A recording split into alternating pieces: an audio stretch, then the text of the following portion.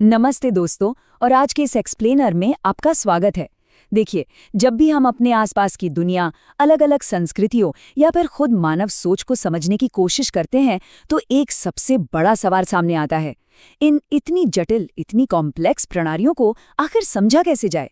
क्या इन्हें छोटे छोटे हिस्सों में तोड़कर देखना बेहतर है या फिर इनके समग्र रूप और काम करने के तरीके को देखना चाहिए? चलिए बिना देरी किए सीधे विषय पर आते हैं। जरा कल्पना कीजिए कि सामने एक बहुत ही कॉम्प्लेक्स, पुरानी और जटिल सी घड़ी रखी है। अब इस घड़ी को समझने के दो बिल्कुल अलग तरीके हो सकते हैं। पहला तरीका यह है कि भाई इस घड़ी को पूरा खोल दिया जाए, उसके हर एक छोटे पुर्जे, गियर और स्प्रिंग का ध्यान से अध्ययन किया जाए, मतलब ये जानना कि ये बनी किस चीज से है। दूसरा तरीका बिल्कुल अलग है। दूसरे तरीके में पुर्जों से कोई लेना देना नहीं है, बस ये देखना है कि इस घड़ी का आखिर मकसद क्या है, यानी समय बताना, और ये हमारी जिंदगी में क्या भूमिका निभाती है। बिल्कुल यही सेम डिबेट सामाजिक विज्ञान और मनोविज्ञान में भी चलती है। हम संरचनाओं को पढ़ें या उनके कार्यों को। तो आज की इस चर्चा का रोड मैप कुछ इस तरह रहेगा। पहले इन दोनों दृष्टिकोणों का एक छोटा सा परिचय देखेंगे, फिर संरचनावाद यानी स्ट्रक्चरलिज्म और प्रकार्यवाद यानी फंक्शनलिज्म की गहराई में जाएंगे। इसके बाद प्रमुख विचारक और उनके मुख्य वैचारिक अंतरों पर बात होगी और आखिर में एक समग्र निष्कर्ष निकालेंगे। एक विद्यार्थी के नजरिए से यह पूरी जर्नी बहुत ही दिलचस्प होने वाली है। तो चलिए पहले खंड से शुरुआत करते हैं, जहां इन दो मुख्य दृष्टिकोणों का एक बेसिक सा इंट्रोडक्शन देख लेते हैं। इन दोनों को समझने के लिए जीव विज्ञान का ये उदाहरण सबसे बेस्ट काम करता है। संरचनावाद यानी स्ट्रक्चरलिज्म को एनाटॉमी या शरीर रचना विज्ञान की तरह समझा जा सकता है। जैसे एक डॉक्टर शरीर की हड्डियों और अंगों की बनावट का डिटेल में अध्ययन करता है, ठीक वैसे ही संरचनावादी मन या समाज के बुनियादी बिल्डिंग ब्लॉक्स को खोजना चाहते हैं। दूसरी तरफ है प्रकार्यवाद यानी फंक्शनलिज्म, जो कि फिजियोलॉजी या शरीर क्रिया विज्ञान जैसा है।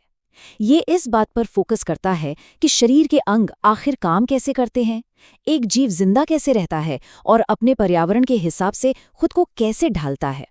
अब आगे बढ़ते हैं दूसरे खंड की तरफ, संरचनावाद, तत्वों की खोज। चलिए इसमें थोड़ा डिटेल में चलते हैं। सबसे पहले संरचनावाद की एक क्लियर सी परिभाषा देखते हैं। बेसिक लेवल पर यह सिद्धांत मानता है कि चाहे कोई चेतन अनुभव हो या फिर एक पूरी की पूरी संस्कृति, हर एक कॉम्प्लेक्स चीज को उसके सबसे छोटे बुनियादी संरचनात्मक तत्वों में तोड़ा जा सकता है।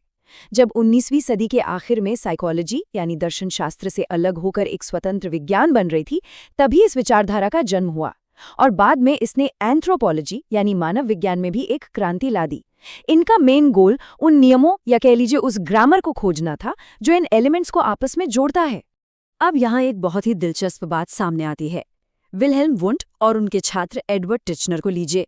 वुंट को अक्सर मनोविज्ञान के संस्थापकों में गिना जाता है। उन्होंने 1879 में लिप्जिग में पहली मनोविज्ञान प्रयोगशाला शुरू की थी। उनका और टिचनर का पूरा फोकस इस एक बात पर था कि हमारी चेतना, हमारी कॉन्शियसनेस आखिर किन घटकों से मिलकर बनी है। वे लोग लिटरली रसायन विज्ञानियों की तरह काम कर रहे थे, जो दिमाग के तत्वों को ढूंढ निकालना चाहते थे। टिचनर ने मानव चेतना को मुख्य रूप से 3 बुनियादी तत्वों में विभाजित कर दिया। पहला था संवेदन या सेंसेशन, जो हमें हमारी इंद्रियों से प्राप्त होता है। दूसरा था प्रतिमा या इमेज, जिसका कनेक्शन हमारी मेमोरी और कल्पना से है। और तीसरा एलिमेंट था भावना या अफेक्शन, जो प्यार, गुस्से या किसी भी इमोशन का बेस है।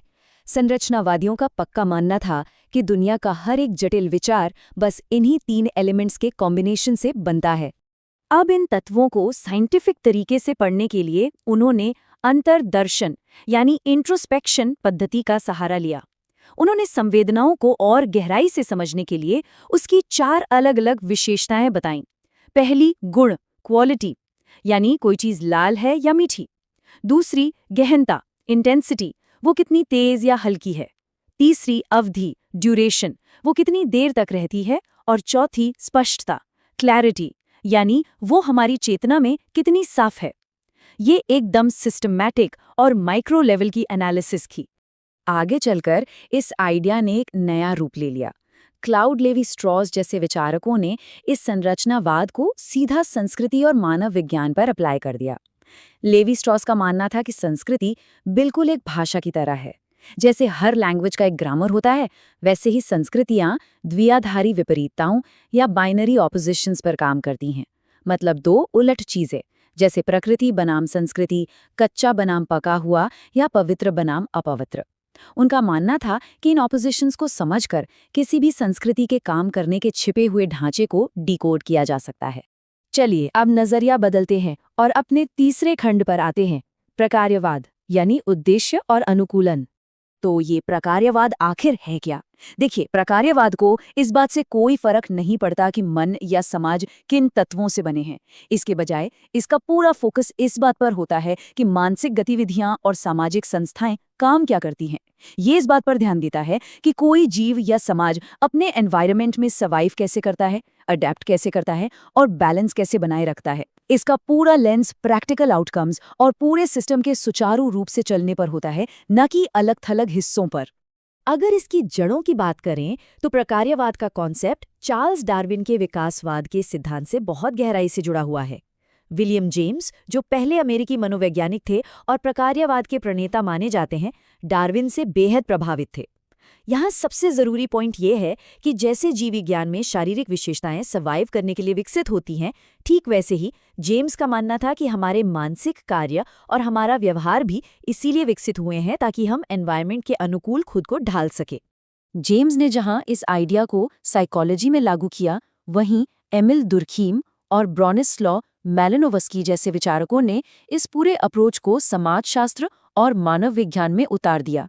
इन विचारकों के काम से पता चलता है कि कैसे प्रकार्यवाद ने समाज को देखने का नजरिया ही बदल दिया। इनके हिसाब से समाज के जो अलग अलग हिस्से हैं, चाहे वो धर्म हो, शिक्षा हो या कानून हो, ये सब समाज को एक साथ जोड़े रखने और उसे स्मूथ तरीके से चलाने के लिए एक बहुत ही अहम रोल प्ले करते हैं। अगर एक प्रकार्यवादी की नज़र से देखें तो समाज बिल्कुल एक जिंदा जीव की तरह है। मैलिनोव्स्की का लॉजिक था कि संस्कृति और सामाजिक संस्थाएं इसलिए मौजूद हैं ताकि इंसान की बेसिक बायोलॉजिकल और मनोवैज्ञानिक ज़रूरतें पूरी हो सके। वहीं दूसरी तरफ दुर्खीम का मानना था कि हमारे अनुष्ठान और सामाजिक नियम आपस में एकजुटता यानी सॉलिडैरिटी बनाए रखते हैं। कुल मिलाकर समाज का हर छोटा बड़ा हिस्सा, चाहे वो कोई प्रथा हो या संस्था, सामाजिक संतुलन बनाए रखने के एक बड़े मकसद की पूर्ति करता है। अब आते हैं अपने चौथे खंड पर, जहां हम इन प्रमुख विचारकों और उनके योगदान को आमने सामने रखकर देखेंगे ताकि चीजें एकदम स्पष्ट हो जाएं। एक तरफ है हमारे संरचनावादी जैसे वुंड, टिचनर और लेवी स्ट्रॉस। आप इन्हें मन और संस्कृति का केमिस्ट कह सकते हैं। ये हमेशा बेसिक एलिमेंट्स और उस छुपे हुए ग्रामर की तलाश में रहते हैं। और दूसरी तरफ है प्रकार्यवादी जैसे जेम्स, दुर्खीम और मैलिनोवस्की। ये बिल्कुल बायोलॉजिस्ट की तरह सोचते हैं। इन्हें इस बात में ज्यादा इंटरेस्ट है कि कोई व्यवहार या सामाजिक संस्था किसी जीव या समाज को जिंदा रखने और बैलेंस बनाने में आखिर मदद कैसे करती है। अब हम इस चर्चा के सबसे क्रूशियल हिस्से यानी 5वें खंड पर आ गए हैं। चलिए देखते हैं इनके बीच का वैचारिक टकराव आखिर है क्या। अगर इन दोनों के बीच के मेन पॉइंट्स को साइड बाय साइड रखा जाए तो अंतर एकदम क्रिस्टल क्लियर हो जाता है।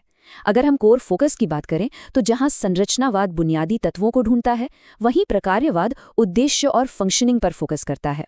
अप्रोच को देखें तो संरचनावाद एक एक हिस्से को अलग करके अध्ययन करता है, जबकि प्रकार्यवाद एक होलिस्टिक व्यू लेता है और अडैप्टेशन को देखता है। मेथोडोलॉजी में संरचनावादी अंतर्दर्शन और बाइनरी एनालिसिस यूज करते हैं, जबकि प्रकार्यवादी बाहरी ऑब्जर्वेशन और ऑब्जेक्टिव मेजर्स पर ट्रस्ट करते हैं। और हाँ, इंस्पिरेशन के मामले में एक तरफ केमिस्ट्री और लिंग्विस्टिक्स है तो दूसरी तरफ बायोलॉजी और इवोल्यूशन का प्रभाव है। चलिए अब हम अपने आखिरी खंड यानी निष्कर्ष की तरफ आते हैं और इस पूरी चर्चा को समेटते हैं। सबसे ज्यादा ध्यान देने वाली बात यहाँ ये है कि इन दोनों में से कोई भी अप्रोच दूसरे से बेहतर या खराब नहीं है। विज्ञान और नॉलेज के इवोल्यूशन में दोनों की अपनी अपनी एक बहुत अहम जगह है। संरचनावादियों ने हमें ये सिखाया कि कॉम्प्लेक्स सिस्टम्स के अंदर एक छिपा हुआ ढांचा होता है, वहीं प्रकार्यवादियों ने याद दिलाया कि कोई भी व्यवस्था हवा में ऑपरेट नहीं करती, पर्यावरण में उसका एक क्लियर मकसद होता है। सच तो ये है कि इन्हीं दोनों शुरुआती वैचारिक टकरावों ने मनोविज्ञान, समाजशास्त्र और मानव विज्ञान के उन एडवांस्ड और मॉडर्न तरीकों की नींव रखी जिन्हें आज हम इस्तेमाल करते हैं। तो चलिए इस एक्सप्लेनर को एक सवाल के साथ खत्म करते हैं। आज की इस तेजी से बदलती दुनिया, सोशल मीडिया या मॉडर्न कल्चर को देखते वक्त आप लोगों को नेचुरली कौन सा नजरिया ज्यादा यूजफुल लगता है? क्या एक संरचनावादी की तरह इसके हिस्सों और नियमों को खोजना ज्यादा रेलेवेंट लगता है, या फिर एक प्रकार्यवादी की तरह इसके मकसद और इम्पैक्ट को समझना? इस पर थोड़ा विचार जरूर कीजिएगा। आज की इस चर्चा में हमारे साथ जुड़े रहने के लिए बहुत बहुत शुक्रिया। सीखते रहिए और अपनी जिज्ञासा बनाए रखिए।